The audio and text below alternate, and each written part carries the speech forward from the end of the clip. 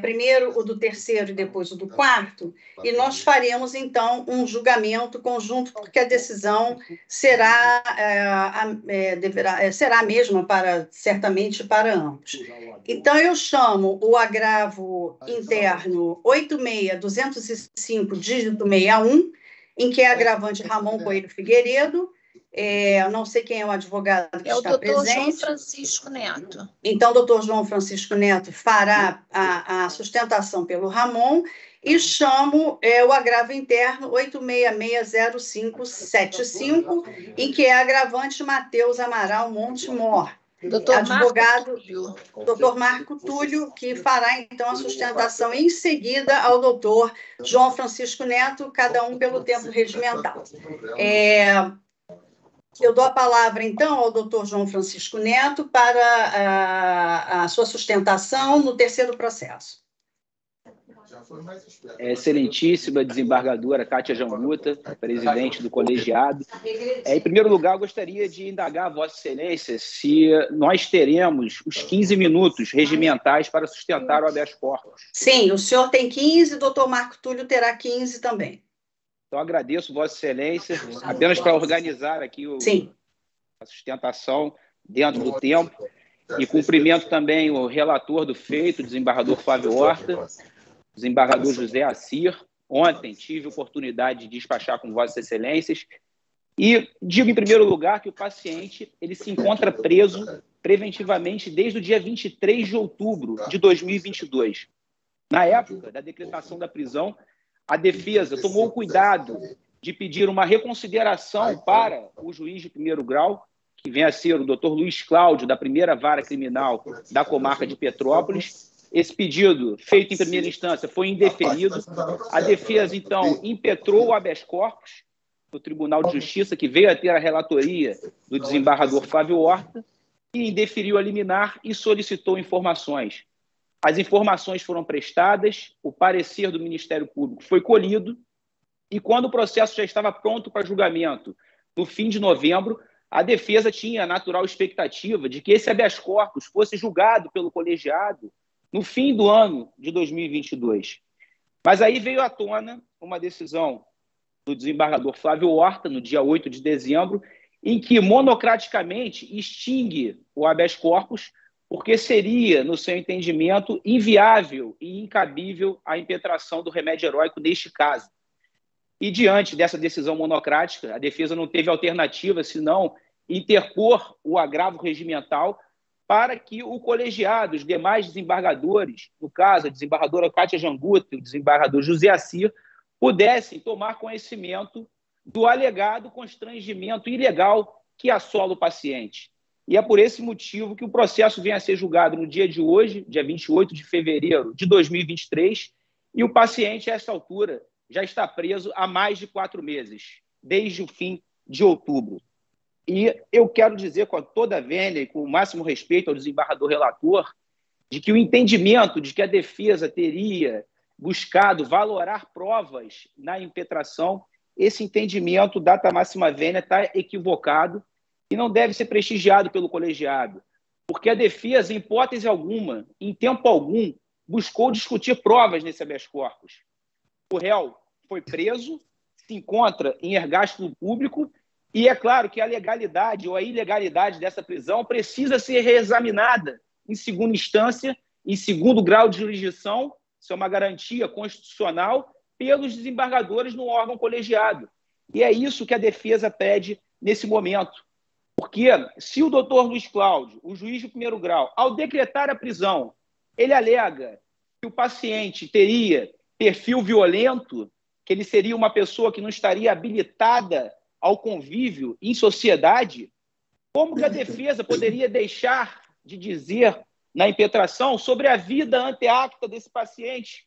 Como eu poderia deixar de apresentar declarações para demonstrar ao tribunal que o magistrado de primeira instância, até mesmo de forma malévola, ele chega a uma sustentação de que o réu seria violento, seria alguém com perfil sanguinário? Eu não tenho como, no habeas corpus, deixar de fazer essas considerações.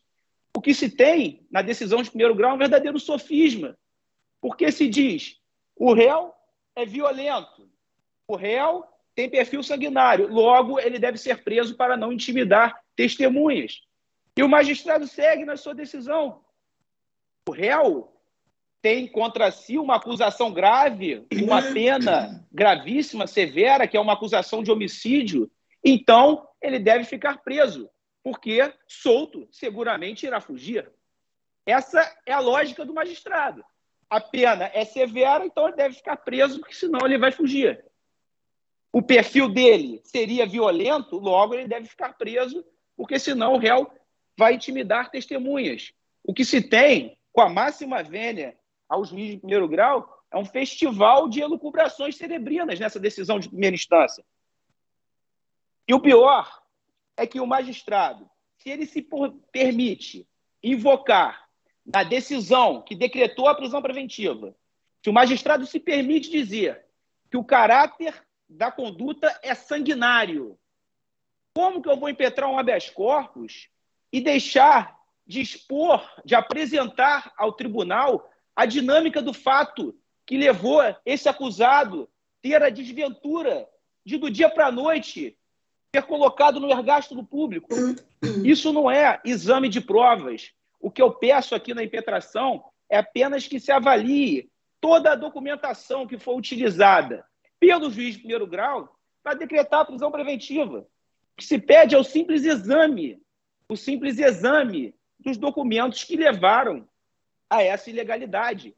E por isso eu não posso deixar de expor para a corte, sem aqui querer discutir a culpa do acusado, a conduta, se ele fez, se ele não fez, se ele deixou de fazer. O que se discute aqui é apenas a desnecessidade, a flagrante desserventia desta prisão preventiva para o processo. Ela não tem utilidade para o processo. O paciente, então, naquele dia, naquele fatídico dia 23 de outubro do ano passado, ele estava em casa com a sua esposa. O paciente, eu não posso deixar de dizer quem ele é.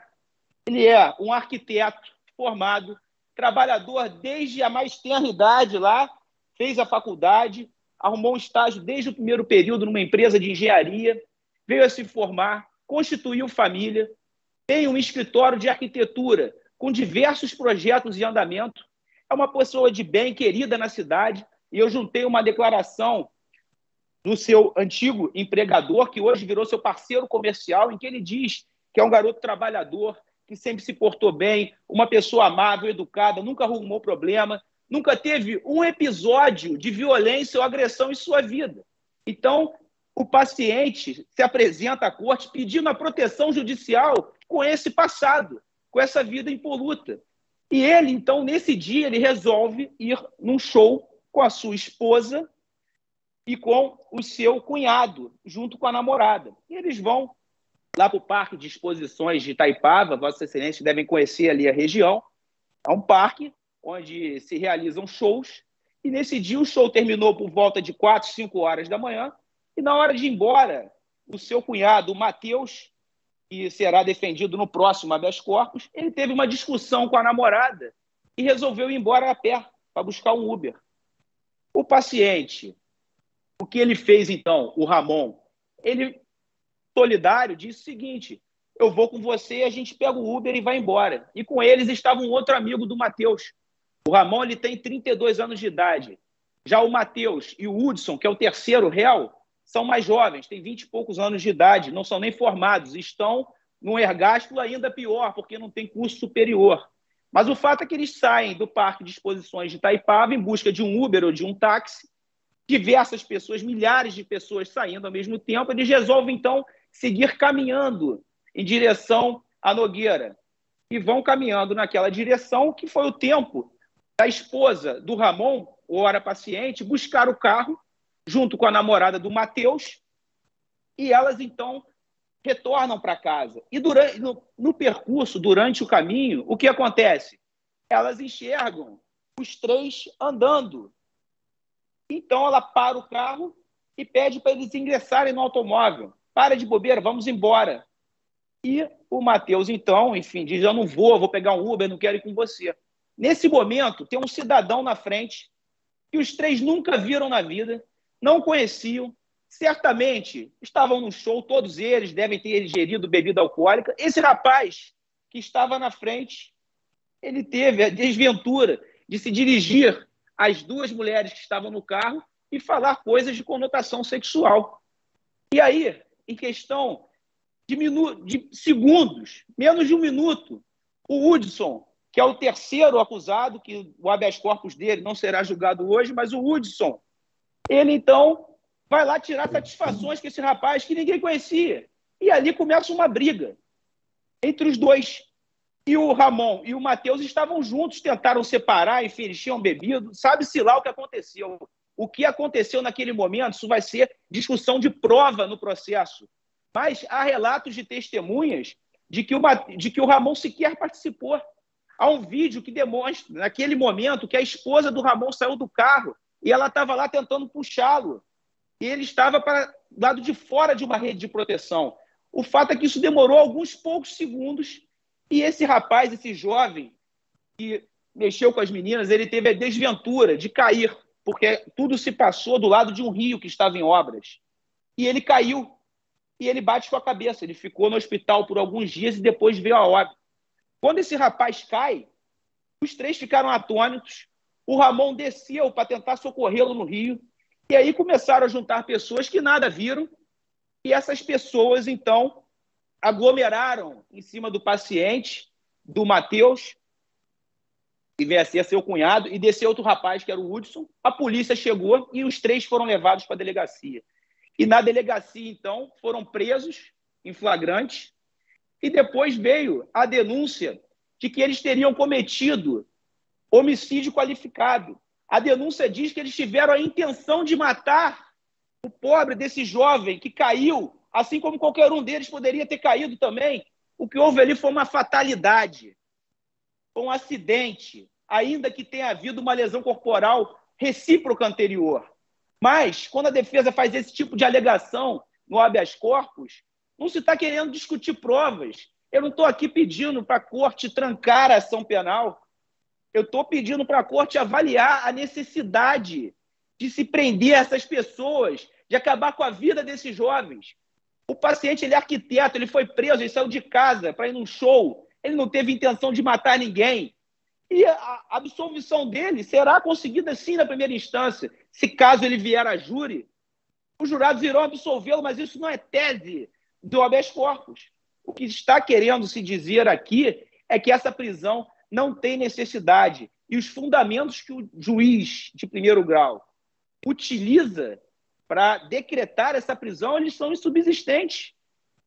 Como que o juiz chega à conclusão de que o réu tem perfil violento? Porque ele se envolveu numa briga? Mas o Ramon nunca na vida dele se envolveu em nenhuma confusão. Ele estava em casa, saiu com a esposa, foi para um show. Sai do show, acontece em 40, 50 segundos, acontece uma fatalidade dessa, e no dia seguinte ele já acorda no cárcere. E está lá preso desde então. A empresa dele, um escritório de arquitetura, e ele custou a vida inteira para se formar, para se qualificar, para poder ter seus clientes. Ele com várias obras em andamento. Do nada, ele é preso, como se fosse um homicida que teve a intenção de matar. Isto é uma sandice imaginar que esse rapaz ele está sendo acusado de homicídio. Mas tudo bem, essa imputação será discutida no curso do processo. Agora, eu estou convicto e despachei com Vossas Excelências, despachei ontem com a desembargadora Kátia, desembargador José Assir, tentando, de alguma forma, sensibilizá-los, conseguir o voto de Vossas Excelências para que esse rapaz possa permanecer em liberdade no curso do processo. Não há a menor possibilidade do Ramon intimidar testemunhas, ele não intimida ninguém.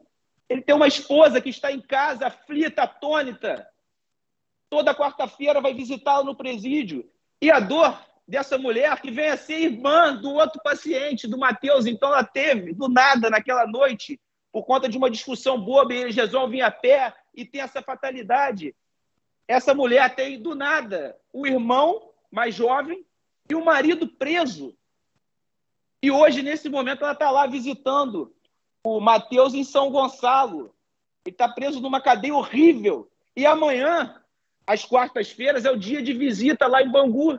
Então, essa senhora tem do dia para a noite a rotina de visitar o irmão numa terça e o marido numa quarta. Há justa causa para isso. Há a necessidade de se manter esses dois presos. Não há medidas cautelares menos gravosas que se possam colocar, que eles sejam proibidos de frequentar determinados lugares, que eles se recolham em algum momento do dia. Há uma série de medidas cautelares que podem ser impostas em substituição à prisão preventiva. Já há uma audiência marcada no dia 8 de março, que testemunhas serão ouvidas, e logo, logo, o juiz poderá decidir diante da prova que será colhida. E eu estou muito seguro que ele não terá condições de pronunciar o Ramon, o paciente, porque ele não participou daquela confusão, ele estava ali próximo, ele está mais para testemunha do que para um autor de homicídio.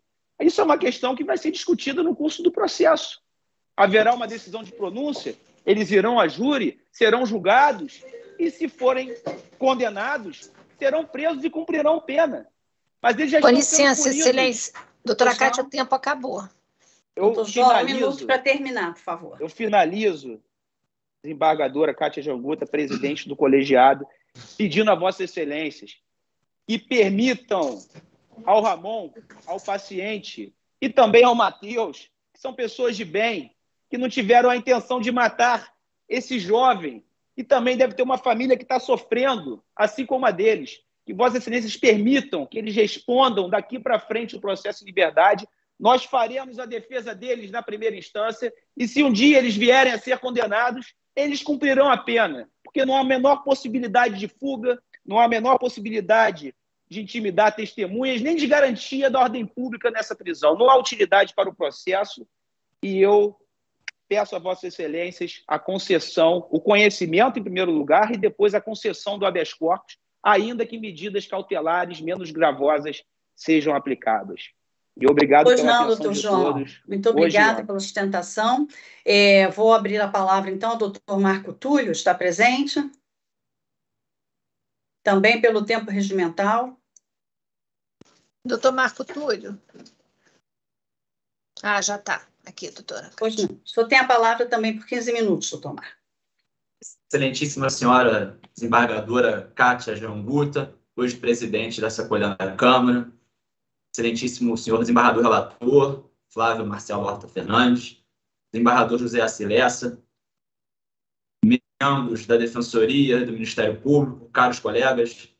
Antes de iniciar, só queria fazer uma deferência ao doutor João Francisco, que hoje dividi a tribuna com quem eu sempre admirei muito, que sempre me acompanhou dos meus passos, sempre achei que seria uma tarefa muito difícil.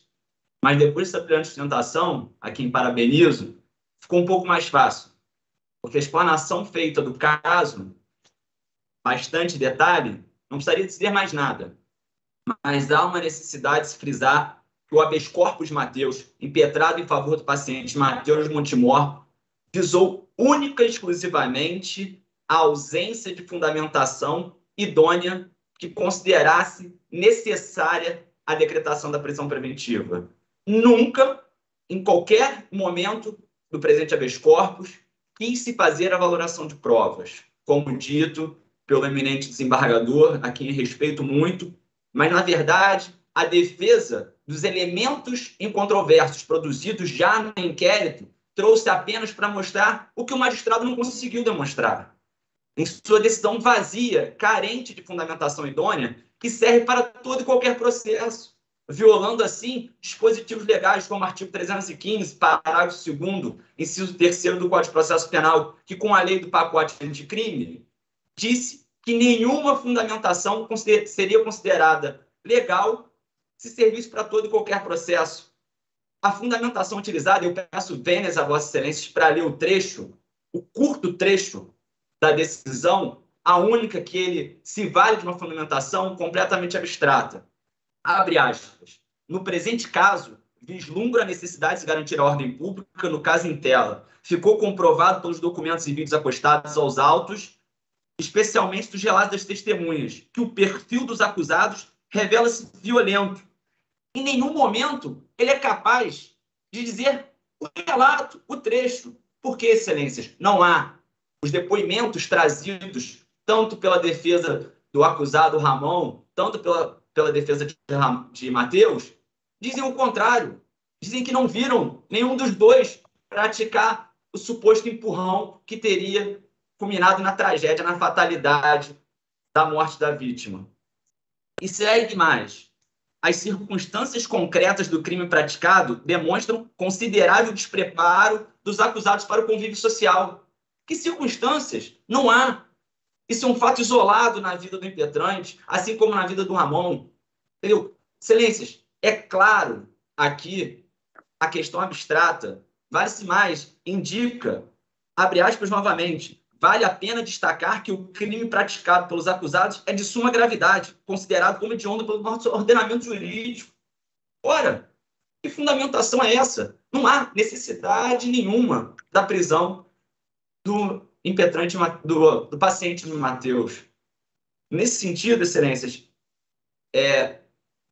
os elementos trazidos pela defesa não são da valoração de prova, não se discute se houve o crime ou não, se é aquilo ou se não é, mas sim o fato de que não há elementos capazes de demonstrar a legalidade e mais a necessidade da prisão. Como o João Francisco falou, é só aplicar cautelares diversas, recolhimento noturno, proibição de frequentar estabelecimentos comerciais que tenham bebidas, casas de shows, que certamente serão necessários, mas deixar um jovem de 21 anos lá, preso há mais de 4 meses, não é justo. Infelizmente, não estamos tratando de um homicida, de um criminoso, quanto mais. Mateus é um jovem, trabalhador, estudava e agora está impedido de progredir a sua vida por um fato isolado. Então, excelências, não me estendendo muito mais, já adotando também as razões expedidas pelo doutor João Francisco, na sua brilhante sustentação, o impetrante vem requerer seja dado provimento ao agravo para que, ao final, seja concedida a ordem para que seja posto em liberdade o paciente Mateus com a imposição de medidas cautelares que Vossa Excelência entender necessário. Pois não, doutor Marco. Eu vou devolver a palavra, então, ao eminente relator para julgamento dos 2 habeas corpus. Desembargador Flávio Marcelo.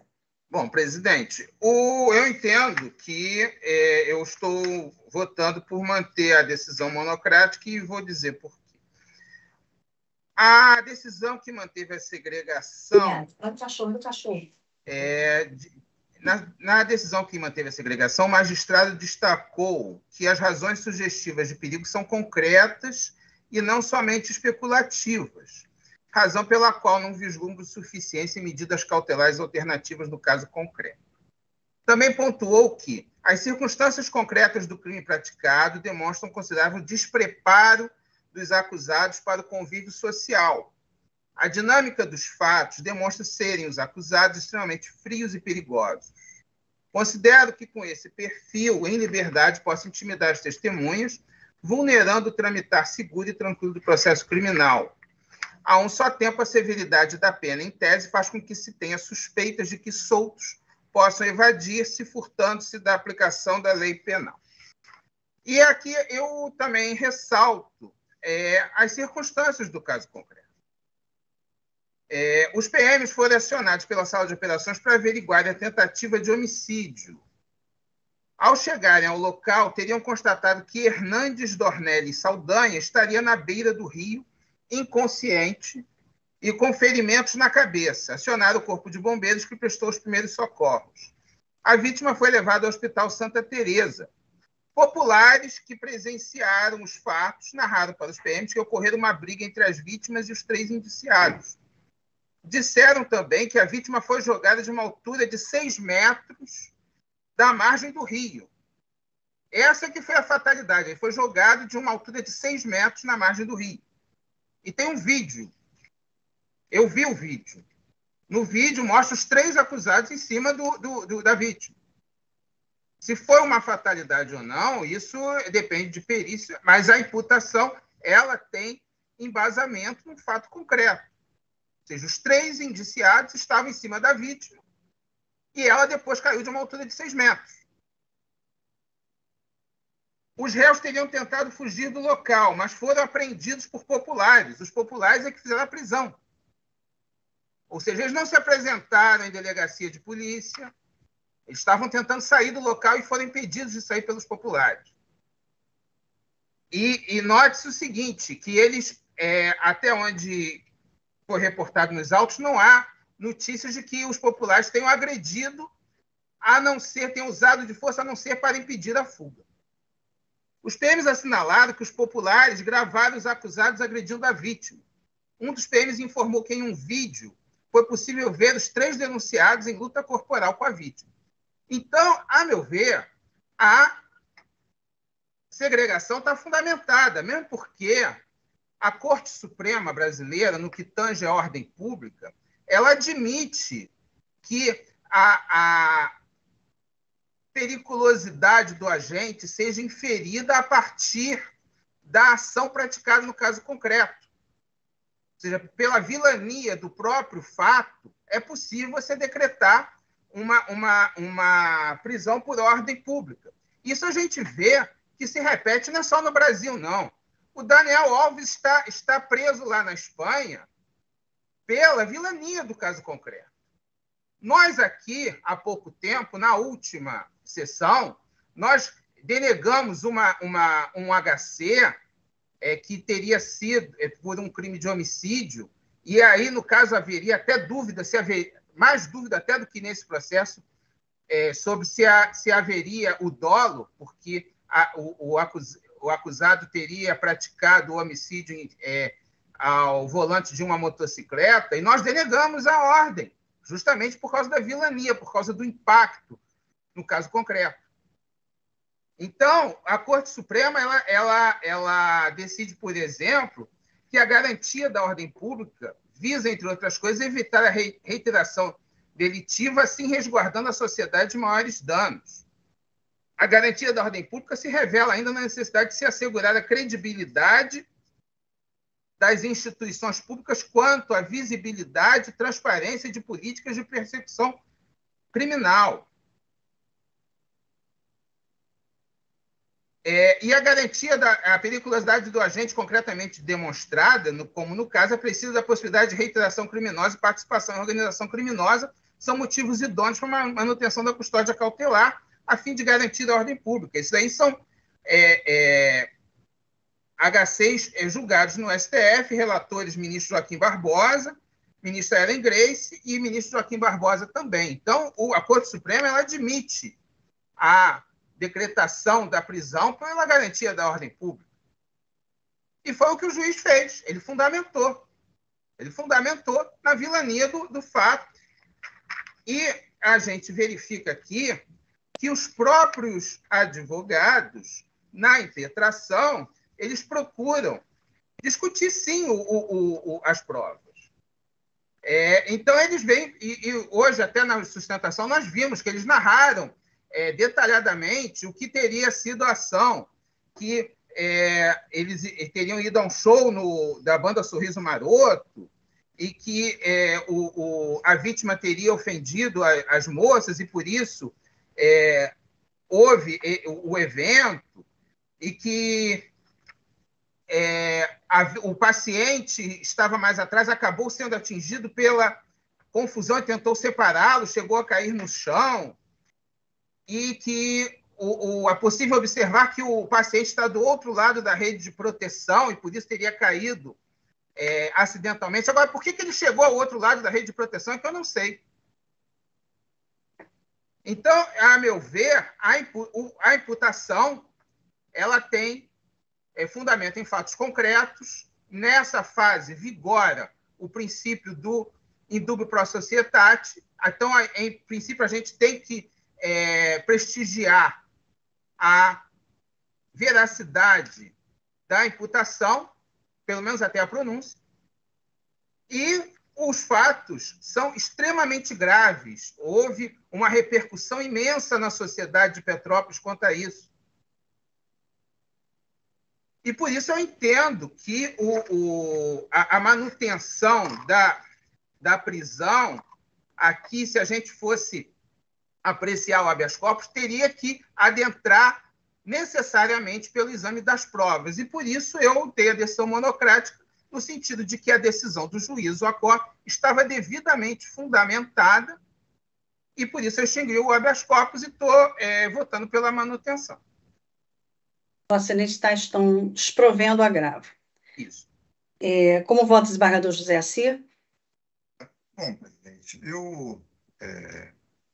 enfim, em relação ao conhecimento do habeas corpus, quer dizer, eu vou votar pelo provimento do agravo, porque eu entendo que aqui há uma argumentação de uma ilegalidade, né? Então, a impetração do habeas corpus, do remédio constitucional, fazendo referência à ilegalidade da decisão que foi proferida pelo juiz de primeiro grau. Então, me parece que, na hipótese aí, pedindo todas as vênias ao desembargador relator, me parece que nós estamos entrando, enfim, e analisando aí o mérito do habeas corpus. Então, eu estou votando pelo conhecimento, consequentemente, pelo provimento do agravo. O que diz respeito... Vamos votar, então, primeiro a questão do conhecimento.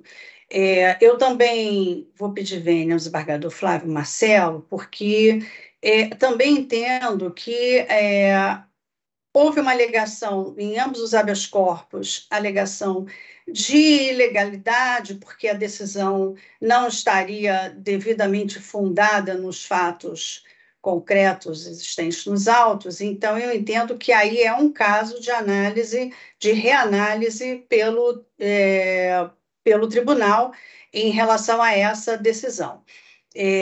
Então, entendo que, nesse aspecto, também a decisão monocrática ingressou no mérito do habeas corpus. Então, estou também conhecendo do agravo. Então, estando conhecido por maioria, nós temos que decidir agora o mérito. Decidindo o mérito, mesmo estando vencido o desembargador Flávio Marcelo, deverá, então, agora julgar o mérito. Então, eu vou dar a palavra ao desembargador Flávio Marcelo para que julgue o mérito do habeas corpus, se denega, se concede, qual é a sua posição, desembargador? Eu estou denegando, porque eu acho o seguinte, que a vilania do fato imputado aos acusados, e a gente tem aí provas robustas, incluindo uma visualização de um vídeo, ela justifica a manutenção da prisão, e o fato deles não terem antecedentes aí é irrelevante, porque se fosse assim, gente de classe média e classe alta nunca seria presa preventivamente. Poderia matar a vítima, picar o corpo, como fez aquela Elise Matsunaga, que não seria preso, né? Teria medida cautelar. E eu acho que o Poder Judiciário ele deve à sociedade uma resposta quando fatos graves acontecem. Então, eu estou votando pela denegação. Desembargador José Assir, como vota? Presidente, enfim, como eu pedi vênias ao desembargador relator no que diz respeito ao provimento, enfim, do recurso, mas em relação ao mérito eu concordo plenamente. Eu pensei muito nessa questão, tive o prazer de receber os advogados aqui presencialmente e, digamos assim, virtualmente, né, por vídeo, e é um fato triste, mas é grave, é sério.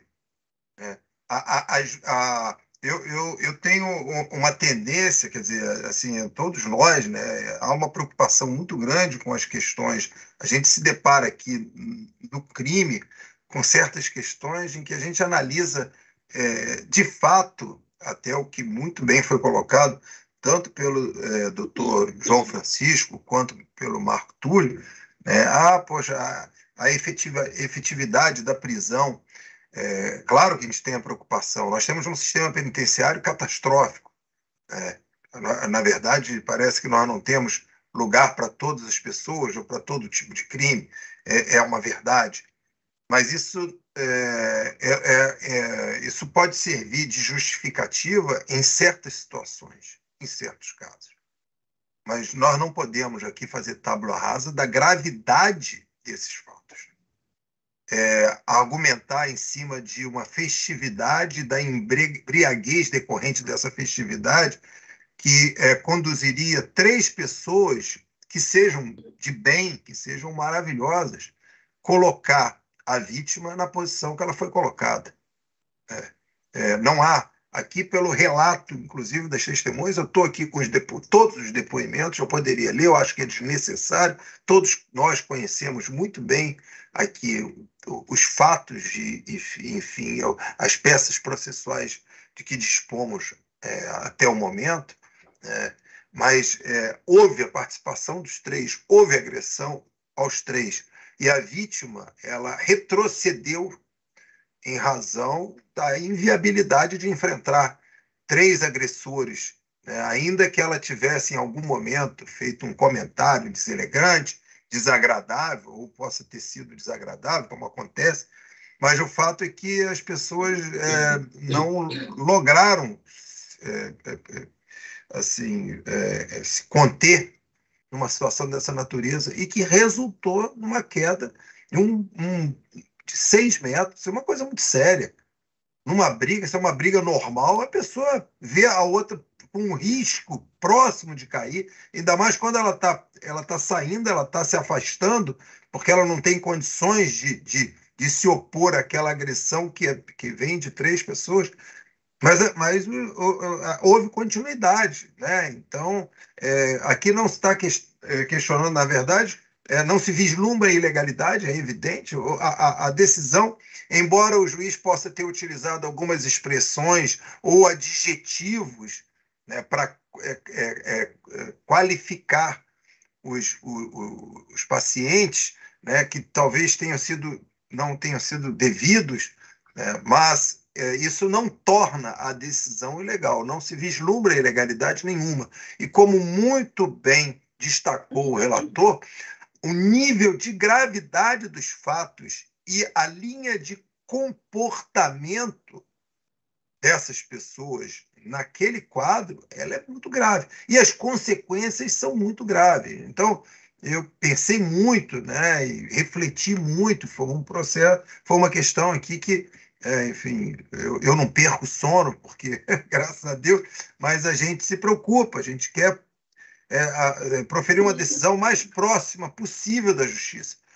Mas não tem como não reconhecer o nível de gravidade, o resultado, né, e a resposta que se deve dar à sociedade. Também muito bem colocou o relator, com relação a esse aspecto da primariedade, ausência de antecedente. Me parece que um deles tem anotações, tem anotação, um deles, né?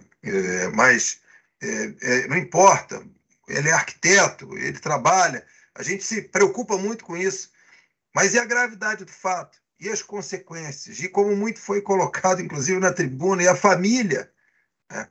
E vamos já analisar isso de uma forma abstrata hoje. Você vai, mas essas pessoas não vão jamais intimidar testemunhas, ou essas pessoas não vão.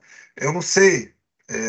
Há necessidade de uma resposta. Em certas situações, realmente fica difícil. Eu estou acompanhando o relator também por denegar a ordem, como eu estou votando, presidente. Bom, eu também ouvi atentamente os outros advogados, também conversei bastante ontem, quando despachei. Ontem despachei o doutor João Francisco, e no outro dia despachei o doutor Marco.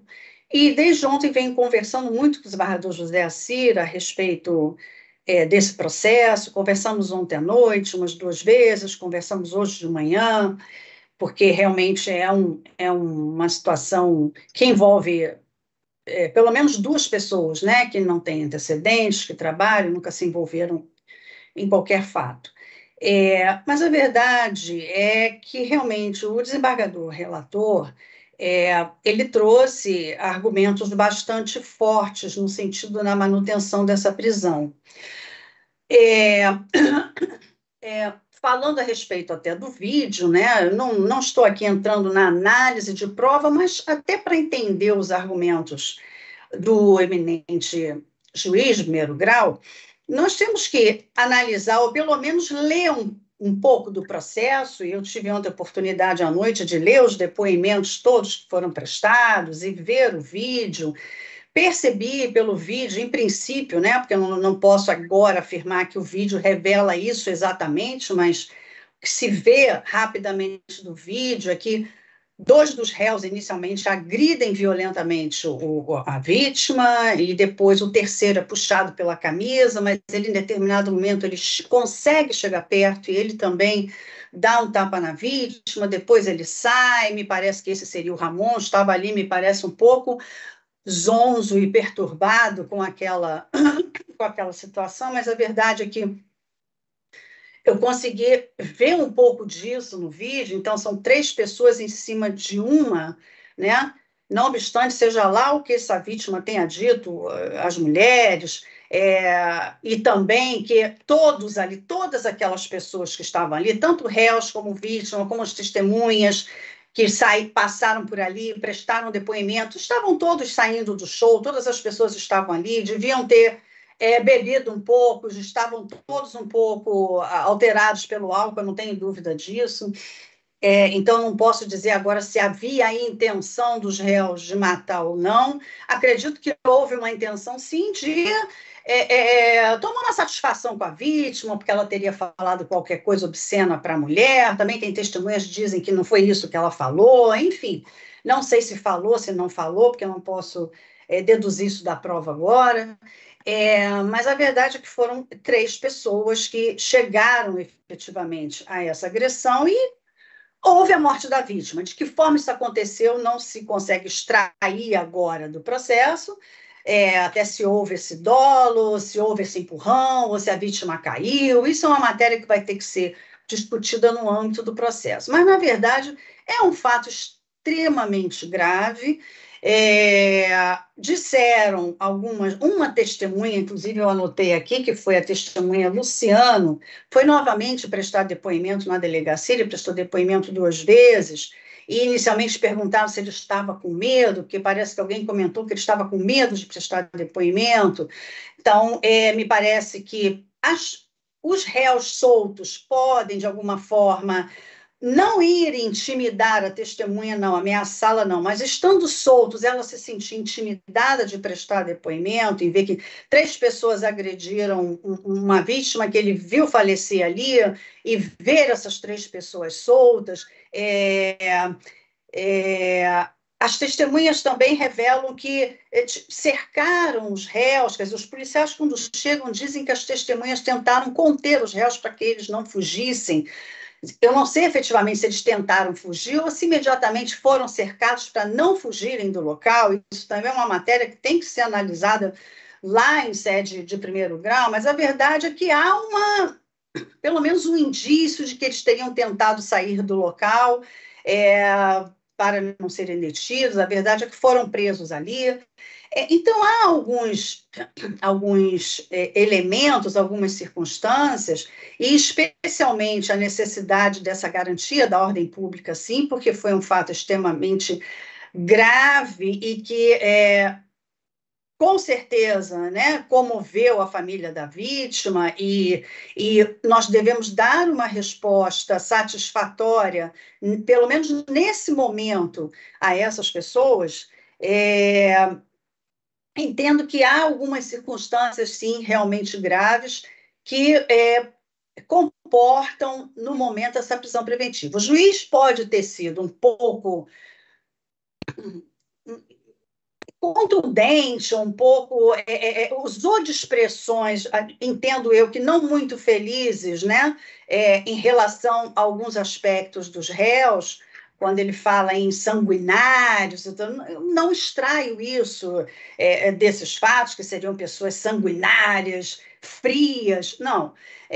Mas traz outros elementos que dão suporte a essa decisão que foi prolatada. Então, eu entendo também que, por hora, não obstante essas condições subjetivas dos dois réus que trabalham, entendo a defesa, o doutor João Francisco, a defesa do Ramon, que é um arquiteto, que é um rapaz que demonstrou aqui que durante muito tempo trabalha, tem seu escritório, mas que, infelizmente, acabou se envolvendo nessa situação.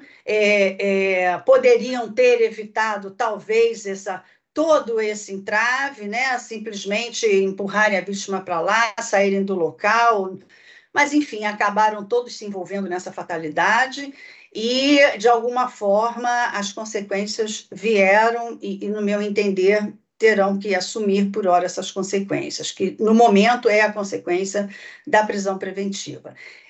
Então, até que, pelo menos, se possa ouvir as testemunhas com segurança, com tranquilidade, eu entendo que essa prisão é necessária e que está devidamente fundamentada.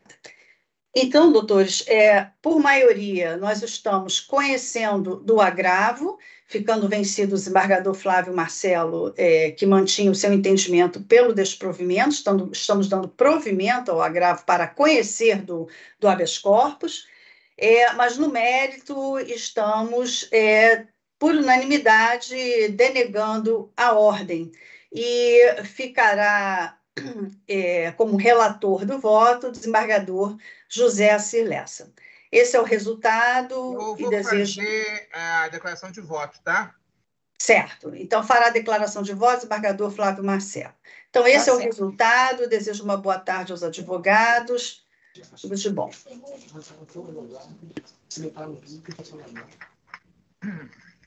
Vou chamar